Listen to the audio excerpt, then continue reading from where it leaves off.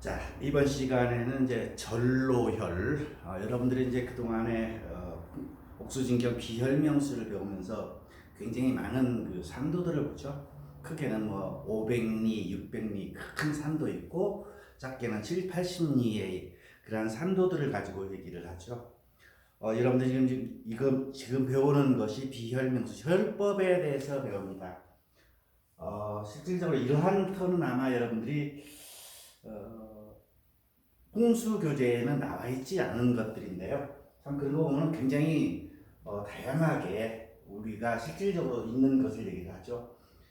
이 터는 지금 보면은 이 봉황이죠. 봉황 전시형격이죠. 완벽하게 큰 도시예요, 이게.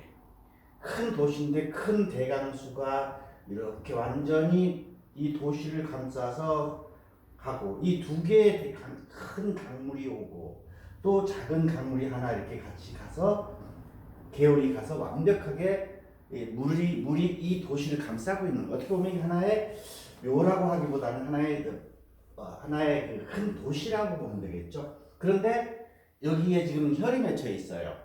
이게 이제 큰 봉황의 형태인데 내려오다가 여기서 지금 도로가 끊었다는 얘기예요. 절로, 즉 도로가 끊었어요. 그리고 이제 여기 주위에 보면은 많은 이제 그 도로들이 생기고 앞에 집들이 생기고 이 명당이 완벽하게 이제 그 시장들이 형성되고 마을이 형성됐죠. 자, 이런 터가 과연 혈로서는 가능하느냐? 우리는 뭐라고 했어요? 이런 것을 어디서 배운 적이 없습니다. 그런데 이 옥수진경에서는 이러한 것들을 다루고 있는 걸 보면 참 대단하죠. 여러분들이 혈법에 대해서 지금 여러분들이 배우고 있는 옥수진경과 일반의 혈법과의 차이점을 한번 알아봐야 돼요. 그동안에 여러분들이 혈법을 어떻게 배웠어요? 혈법 하면은 구성혈법, 그 다음에 사성혈법 해가지고 와겸, 유돌로 배웠죠. 그리고 거기에 나와 있는 뭐 관맥이나 요감이나 천심이나 승금상수, 전순, 혈도 이런 것들로 혈장이 이루어졌다고 배웠고, 그러면서 점혈법에 가면 이제 간단하게 뭐 부부상배냐 도기룡이냐 순기룡이냐 하면서 어디다가 혈을 점해야 되느냐, 그리고 혈을 첨법할 때 혈을 파서 할 때는 어떻게 상태로 할 것이냐, 쌍성이냐 쌍유혈이다, 이런 정도만 여러분들이 배웠을 거예요. 그리고 이제 제혈법에 가서 어떻게 몇 미터를 파서 혈을 만들고 어떻게 해야 된다. 그리고 마지막으로 이제 이러한 것들이 괴혈 번역화라고 해서 신기한 혈들은 괴혈 번역화에서 다시 또 대조하는 걸 보죠. 자, 전체적으로 그동안의 일반 풍수가 우리가 배웠던 풍수에서 보면은 혈을장을 만드는 거에만 급급했어요. 이렇게 여러분들이 그동안에 배웠던 걸 보면 이렇게 하나의 도시 형태를 이루고 있는 터에서도 이 혈에서도 어떠한 경험이 있고 어떠한 응함이 있고 어떻게 되느냐를 설명할 수 있어야겠죠. 그래서 우리가 실질적으로 앞에서 여러분들이 480이 되는 큰 묘조혈, 그 다음에 300리가 되는 아부혈, 측루혈, 대횡신혈, 80이 되는 이렇게 큰 터를 가지고 여러분들이 여기에 있는 혈들이 과연 어떠한 기운을 가지고 있고 여기다가 몇 개의 혈을 쓸 수 있느냐, 이 혈이 좋냐 나쁘냐, 이 터가 나쁘냐 좋냐를 얘기했는데, 우리는 고작해야 하나의 조그마한 터에서 혈이 어떻게 구성되어 있다, 그리고 그게는 뭐 쌍유혈이다, 그 다음에 뭐 형제혈이다, 삼열이다, 부부상배다, 이런 식으로만 배웠지 이러한 것들은 여러분들 배우지 않았어요. 그리고 고작해야 이제 개점의학이라고 해서 혈법을 갖다가 붙이느냐 앞으로 떼느냐 그 다음에 하느냐 이런 것으로만 배웠지 우리가 실질적으로 큰 터를 가지고 배우는 것은 배우지 못했어요. 그리고 보면 여러분들이 이 옥수진경과 일반 풍수의 이론과는 같은 맥락이지만은 사용하는 범위가 틀리다 하는 것을 여러분들이 여기에서도 볼 수 있어요.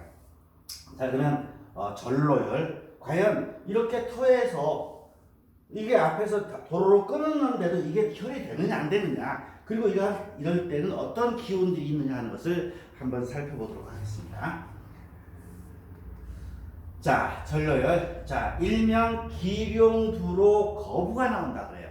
기룡이라는 게 쭉 내려와서 여기서 내려가서 여기서 완전히 끝났죠.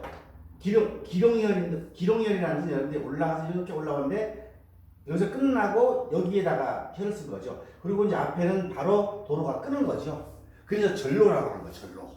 이렇게 했을 때 과연 혈장이 이렇게 도시를 청룡백호가 감싸고 물이 감싸고 앞에 안산이 있고 뒤에 주상이 있을 때 과연 이러한 터에서도 이렇게 자르는 것이 잘 됐느냐 안 됐느냐. 여러분들 뭐라고 그래요? 와, 묘 앞에 이제 도로 냈으니까 저 묘는 끝났다 그러죠? 그렇지 않습니다. 한번 여기에서 최원정이하고 장자미가 얘기하는 것을 한번 살펴봅시다. 최원정이가 발휘할 절로혈은 용맥이 가운데 있어 머무르고자 하니 머무르지 못한다. 즉 용맥이 이렇게 가운데로 내려오는데 이것이 머무르려고 하는데도 머무르고 싶어 하는데도 머무르지 못한다. 이유가 뭐냐는 얘기죠. 왜 머무르야 되는데 머무르지도 못하고 머무르려고 하지 않느냐는 얘기죠. 자, 머무르고자 하는 것은 장차 이곳에 시정이 건립되기 때문에 머무르고 싶어합니다. 즉 여기에 이러한 터는 여기에 도시가 생기기 때문에 앞에가 끊어지기 때문에 머물러야 되는 거예요. 그렇죠. 그래야지 머물러야지만이 여기가 혈이 되겠죠. 만약에 앞으로 내려가면 어떨까요? 이게 만약에 앞으로 내려가면서 여기다 혈을 쓰면 어때요? 이것은 다 없어지겠죠. 여러분들 지금 많은 명당이라고 하는데 앞에가 패여지고 묘를 천장하는 이유는 이런 것들 때문이에요. 또 머무르지 못하는 것은 왜 그러냐? 머무르지 못하는 것은 비록 형렬과 용모가 분명하나 왕기가 바로 떨어져 아래가 낮고 평평하게 하여 관아와 시정이 되는 것이니 이것이 머무르지 못하는. 그러니까 자, 머무르지 못하는 것은 뭐예요? 이 앞에 떨어져 있으면 여기가 평평하니까 여기다가 도시도 들어와야 되고 관청도 들어오고 관아도 들어오고 집들이 들어오기 때문에 그래서 머무르지 못하는 거예요. 근데 실질적으로 이것은 어떠해야 된다? 그래서 이것을 끊었을 때는 어때요? 이 터에 있는 기운이 멈추겠죠. 그렇기 때문에 이 혈은 좋은 혈이다.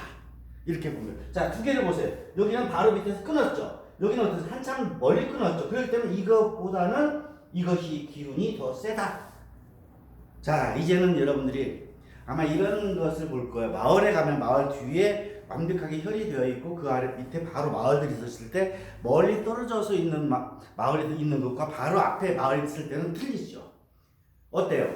이렇게 크게 용이 내려오면 바로 밑에다가 잘라서 쓸 수가 있죠.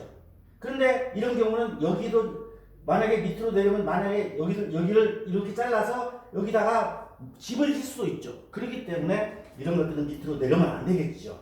그래서 이러한 얘기를 하는 겁니다. 그래서 이 터는 어떻게 보면 이제 마을을 이루는데 마을 뒷산이 완벽하게 기룡 높이 올라가는 철장에서 앞에 명당들을 다 끊었죠. 이렇게 했어도 실질적으로 이 기운 자체는 뒤에서 오기 때문에 상관이 없다 하는 얘기를 합니다. 그러므로 가운데 높은 용두 위에 천하면 혈이 크게 작동한다. 그래서 내려오는 것이 앞에를 끊었어요. 도로가 끊었으니까 여기 위에다 높은 데다 쓰면은 여기까지는 여기다가 마을 사람들이 집은 안 지켰죠. 그렇기 때문에 크게 작용한다. 혈은 말을 타기 때문에 용두에 정하고 맥을 끊어서 용맥을 머무르게 한다. 그렇죠. 혈이 쭉 올라오니까 용두, 기룡인데 이렇게 올라오겠죠? 이렇게는 머리에다, 이 위에다가 쓰고 앞을 도로를 낸다면은 위에 끊어서 머무르게 되지, 기운이. 자, 만약에 이게 나갔다면 어때? 나가면 여기다 나중에 뭔가 쓰겠죠. 여기다, 만약에 이쯤 썼다 그러면 어때? 여기다 이렇게 파고 여기다 집을 질 수 있겠죠. 그렇기 때문에 이 얘기를 하는 거예요. 무릇 이것을 절로라 하는데 이러한 이유는 용맥은 머물러야지만이 혈형을 맺는다 그랬죠. 즉 끊어져야지만이, 자, 뒤에서 끊기도 하지만 앞에서 끊어야지만이 된다. 그렇기 때문에 이것은 도로가 난 것이 잘 된 거죠. 참 아이러니하죠. 이렇게 여러분 얘기하면 와, 이게 정말 혈이 될까 안 될까라고 하는데 이것은 된다고 얘기를 했어요.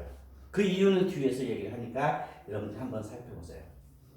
절로는 이 두 개의 격이 있는데 아래 산도는 안에 맺혀서 영향이 작다. 무슨 얘기냐면 이것은 바로 밑에서 크죠. 이 용은 굉장히 높이 기룡이 올라가고 이것은 낮게 내려왔어요.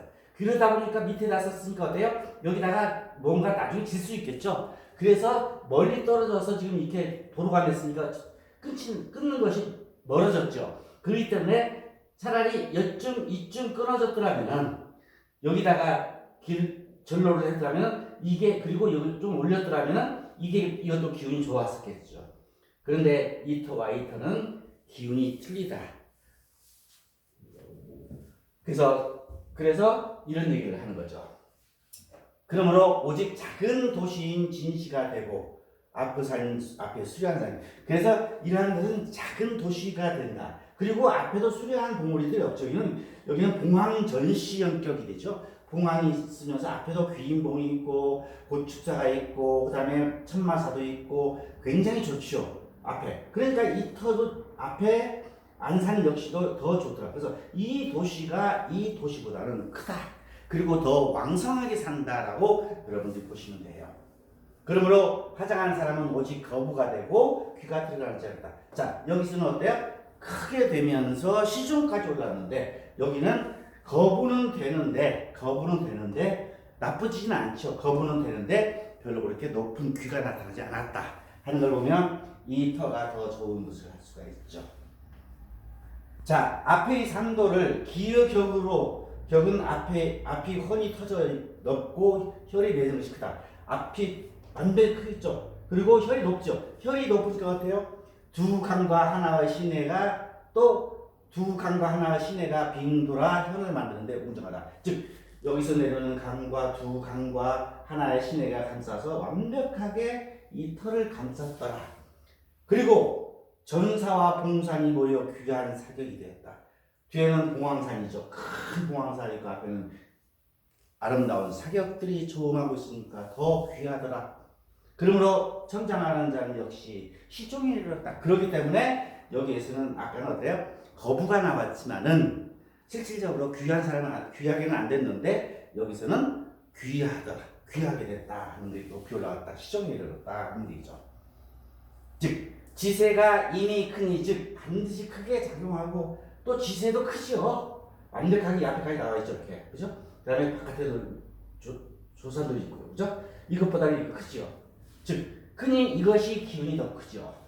끊으면 용의 머무름을 얻는다. 그리고 여기를 끊었기 때문에 여기에 기운이 뭉쳐서 되어 있어서 여기에서 시종이 나왔다 하는 얘기죠. 높이 천열하면 앞이 보이는 조산과 수를 얻을 수 있다. 즉 여기서는 낮지요. 낮기 때문에 나중에 여기 높은 빌딩들이 올랐으면 어떻게 막혀버리겠죠. 그러니까 실질적으로 이것은 나중에 약간 앞이 막혀버려서 쓸 수가 없어요. 그러나 이건 어때요? 높이 올라와 있으니까 여기서 이 시내도 다 보이고 바깥에도 물도 보이고 조산도 보이고 모든 세계를 볼 수 있으니까 이 높이 올라와서 이게 더 오래 갈 수 있겠죠. 그렇죠? 지세가 작으면 작용이 작으므로 기맥이 머무르지 못하여 혈은 낮은. 그래서 이게 혈이 낮게 내려온 이유는 뭐예요? 용이 크니까 지세 크기 때문에 높이 올라가는 거죠. 근데 용이 낮으니까 어때요? 낮아서 이렇게 가니까 밑으로 내려오고 이렇게. 지세가 크면 위로 올리고 지세가 낮으면 밑으로 내려야겠죠.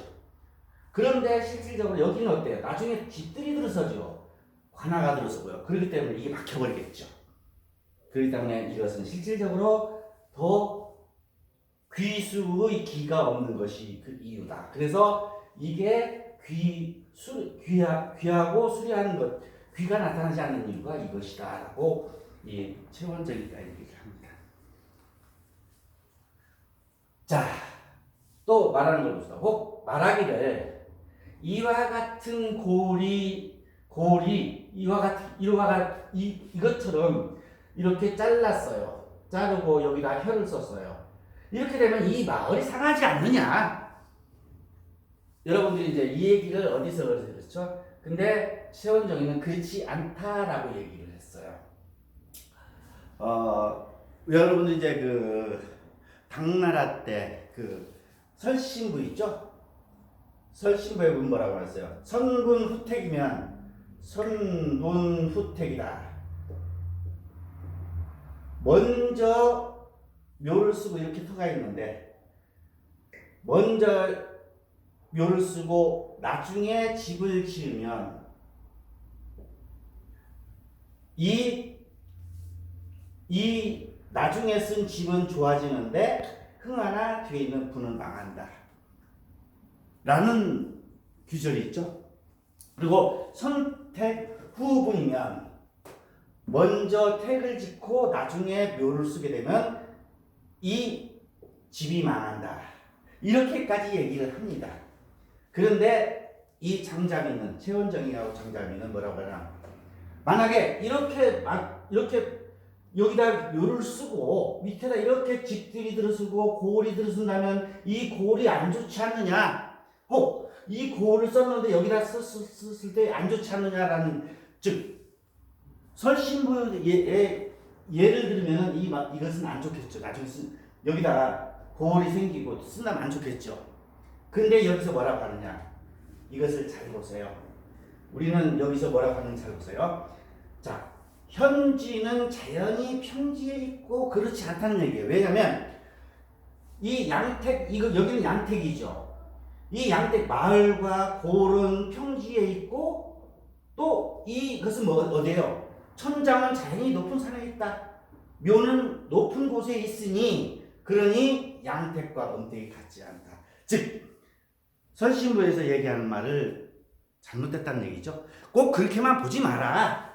이게 양택지와 음택지가 틀리다는 얘기예요. 즉 음택의 천장은 반드시 용기가 흘러 머무르고 토색이 자연하고 음기가 고구를 길러야 유체에 이르러 생을 한다. 즉 음택은 어때요?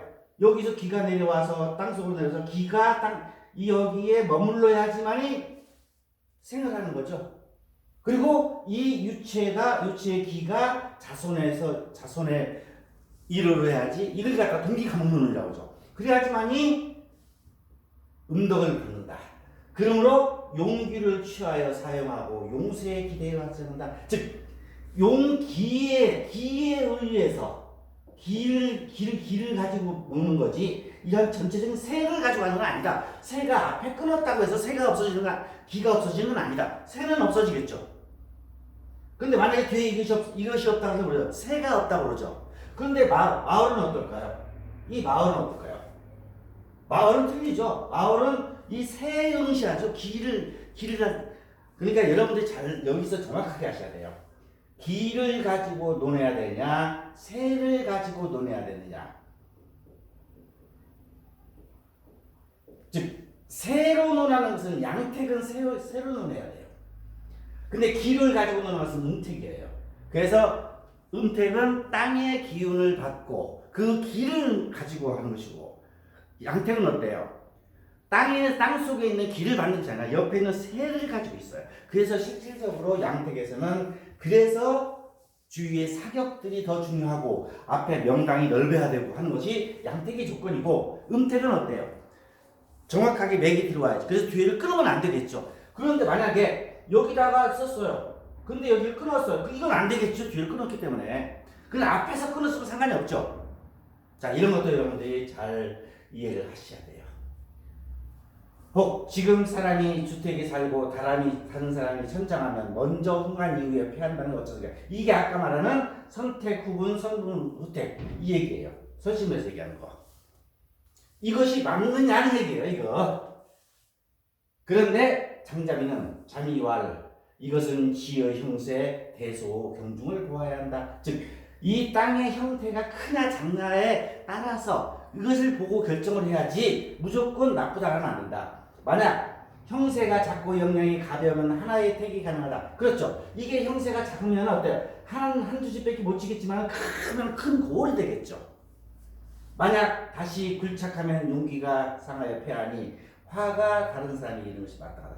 그런데 실질적으로 작은 데에서, 기가 약한 데에서, 새가 약한 데서 여기다 쓰면 어때요? 이건 당연히 새가 약해질 수밖에 없다. 그런데 만약에 이게 웅장하게 큰 주산으로 있을 때는 여기를 잘라서 여기다 쓰더라도 이 기운이 내려온다는 얘기예요.